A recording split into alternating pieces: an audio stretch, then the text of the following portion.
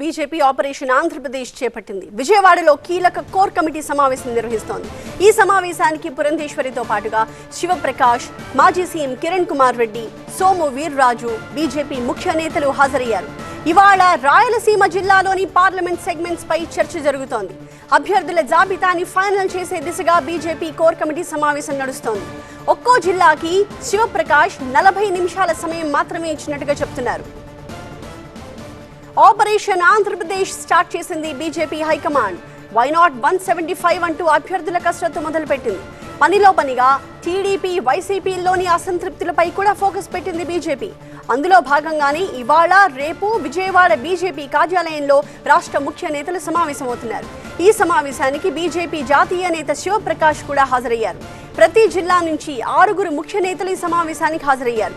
ఒక్కో జిల్లాపై గంట పాటు చర్చించి అభ్యర్థులపై కసరత్తు చేయడంతో పాటుగా ఎన్నికల్లో వ్యూహాలపై కూడా సమాలోచనలు చేస్తున్నారు.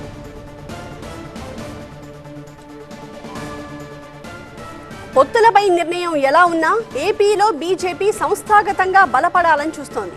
బలమైన నేతలు, పారిశ్రామికవేత్తలపై ఫోకస్ పెట్టినట్టు తెలుస్తోంది.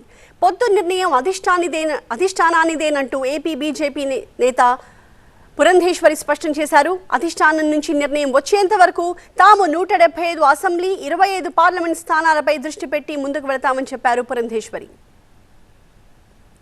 పొత్తులు కొత్తగా చెప్పేదే ఉందండి, పైన నిర్ణయం చేస్తారు, మా అధినాయకత్వం నిర్ణయం చేస్తుంది, దానికి అనుగుణంగా మేము వెళ్తాం. నేను ఇప్పుడు కొత్తగా చెప్పడం కాదమ్మా, పొత్తుల గురించి ఒక క్లారిటీ పైన మా నాయకత్వం ఇచ్చేంత వరకు మేము 175+25 మేము ప్రిపేర్ అవుతున్నాం. మరోవైపు బీజేపీ టికెట్ల కోసం ఒక రేంజ్లో ఫైట్ నడుస్తున్నట్టు సమాచారం. ఎంపీ, ఎమ్మెల్యేల టికెట్ల కోసం 2500 మందికి పైగా అప్లికేషన్లు పెట్టారు అంటే డిమాండ్ ఏ రేంజ్లో ఉందో అర్థం చేసుకోవచ్చు. ఆ దరఖాస్తులన్నింటినీ స్క్రూటినీ చేయబోతోంది రాష్ట్ర నాయకత్వం. పొత్తులు లేకపోయినా సొంతంగా బలపడాలని బీజేపీ ప్లాన్ చేస్తున్నట్టు తెలుస్తోంది. మరోవైపు ఇతర పార్టీల్లో టికెట్ దక్కని అసంతృప్త నేతలు కూడా కొందరు బీజేపీ వైపు చూస్తున్నట్టు సమాచారం.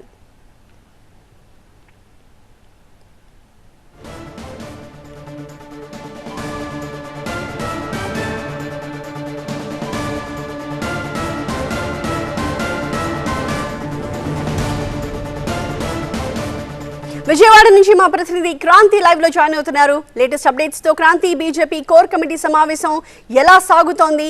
ముఖ్య నేతలు ఎవరెవరు హాజరయ్యారు? ప్రధానంగా జిల్లాకి దాదాపు 40 నిమిషాల నుంచి గంట మాత్రమే సమయం కేటాయించినట్టు చెప్తున్నారు. ఆ టైంలోపు అభ్యర్థుల్ని ఫైనల్ చేసే అవకాశం ఎంతవరకు ఉంటుంది?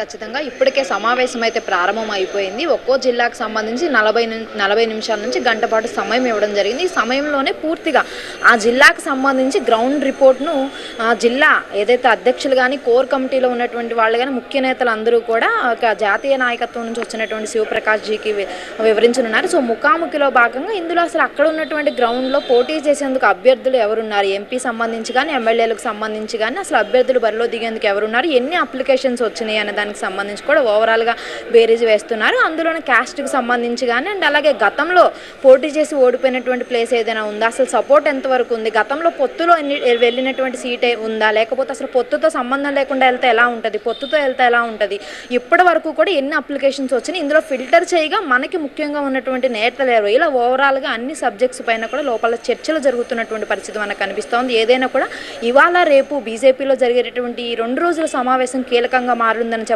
ఇప్పటికైతే ప్రాథమికంగా మనకి తిరుపతి జిల్లాతో శివప్రకాష్ ముఖాముఖిగా మాట్లాడుతున్నట్టుగా కూడా తెలుస్తుంది. ఇక తర్వాత శ్రీకాళహస్తి, అలాగే ముఖ్యంగా రాయలసీమకు సంబంధించినటువంటి 8 పార్లమెంటు నియోజకవర్గాలతో కూడా ఈ సెగ్మెంట్ల పైన చర్చ అయితే జరుగుతుంది. సో ఈ సెగ్మెంట్లో అభ్యర్థుల నుంచి ఎన్ని అప్లికేషన్స్ వచ్చినాయి దానికి సంబంధించి కూడా ప్రాథమికంగా చర్చ జరుగుతుంది. ఇప్పటికే బీజేపీ ఎంపీ లిస్టులో ముఖ్యంగా పారిశ్రామికవేత్తల్ని రంగంలోకి దించేందుకు కూడా ఆలోచన చేస్తూ ఉంది. దానికి అనుగుణంగానే చాలామందిని ఇప్పటికే బీజేపీ పార్టీలో కూడా చేర్చుకుంది. ఇక అదే దిశగా లోకల్గా ఉన్నటువంటి నేతలు ఎవరున్నారు, పోటీలో ఉండేందుకు ఒకవేళ వాళ్ళని బరిలోకి దింపే అవకాశం ఉంటే కనుక ఎంత ఓటు శాతం ఉంటుంది, గెలిచే అవకాశాలు ఎంత, దీనికి సంబంధించి కూడా పూర్తి స్థాయిలో మొత్తం ముఖాముఖి ముఖాముఖిగా జిల్లా అధ్యక్షులతో, ఎందుకంటే గతంగా నెల రోజులకు ముందుగానే ఎన్నికల కోర్ కమిటీ 37 అంశాలపైన వేసినటువంటి కమిటీ సభ్యులందరూ కూడా పూర్తి స్థాయిలో గ్రౌండ్స్ పైన రిపోర్ట్ తయారు చేసి ఇవ్వడం జరిగింది. ఆ రిపోర్ట్తో పాటు 3 మెన్ కమిటీ ఏదైతే నివేదిక ఇచ్చిందో కొంతమందిని ఏదైతే షార్ట్ లిస్ట్ చేసి ముఖ్యమైనటువంటి మెంబర్స్ అందరినీ కూడా షార్ట్ లిస్ట్ చేసి ఇచ్చారు. దాంతోపాటు రాష్ట్ర వ్యాప్తంగా వచ్చినటువంటి 2500 అప్లికేషన్స్లో ఫిల్టర్ చేయగా జిల్లాల వారికి ఎన్ని వచ్చినాయి, ఈ జిల్లాల్లో ఉన్నటువంటి నేతలు అండ్ అలాగే అటుపక్క మనకి ఏదైతే వైసీపీ నుంచి కానీ అండ్ టీడీపీ జనసేన నుంచి కానీ ఎవరు సిద్ధంగా ఉన్నారు, ఒకవేళ పొత్తులో పెట్టుకుంటే కనుక ఇక్కడ అవకాశం ఏంటి, లేకపోతే కనుక మ్యాక్సిమం బీజేపీ ఫస్ట్ నుంచి కూడా ప్రయత్నిస్తుంది బీజేపీ ఏపీలో ప్రత్యామ్నాయ శక్తిగా ఎదగాలని చెప్పి. సో ఇప్పటి వరకు కూడా పొత్తుపైన ఎలాంటి క్లారిటీ ఇవ్వలేదు కాబట్టి 175+25కి పోటాపోటీగా వెళ్లేందుకే సిద్ధమవుతుంది. ఇక అదే నేపథ్యంలోనే నేతలకు సంబంధించి కానీ గ్రౌండ్ స్థాయికి సంబంధించి కానీ అందరికీ కూడా ఇవాళ రేపు దిశానిర్దేశం చేసే అవకాశం కనిపిస్తూ ఉంది. సో ఈ 2 రోజుల తర్వాత పూర్తి స్థాయిలో పొత్తులపైన కూడా ఒక క్లారిటీతో ప్రకటించేటటువంటి అవకాశం కూడా మనకు ఉంది. కానీ ఏదైనప్పటికీ కూడా ఈ 2 రోజులు జరిగేటటువంటి సమావేశంలో ఇవాళ ఎంపీలకు సంబంధించి రేపు ఎమ్మెల్యేలకు సంబంధించి ముఖాముఖిగా అన్ని జిల్లాల ఒక క్లియర్ మెసేజ్ వచ్చేంత వరకు కూడా తాము 175 అసెంబ్లీ 25 పార్లమెంట్ స్థానాలకి ప్రిపేర్ అవుతామని చాలా క్లియర్ గా చెప్పారు పురంధేశ్వరి. ఇప్పుడు ఇవాళ కూర్చుని ఇంత కోర్ కమిటీ మీటింగ్ జరుపుతున్నారు, అభ్యర్థుల్ని లిస్ట్ అవుట్ చేస్తున్నారు అంటే అధిష్టానం నుంచి ఎలాంటి మెసేజ్ లేకుండానే ఈ మీటింగ్ జరుగుతుందా? సో ఖచ్చితంగా పొత్తుకు సంబంధించి కూడా వాళ్ళకు ఒక క్లియర్ ఇన్ఫర్మేషన్ అధిష్టానం నుంచి లోకల్ లీడర్స్ కి వచ్చింది అని అనుకోవాలా?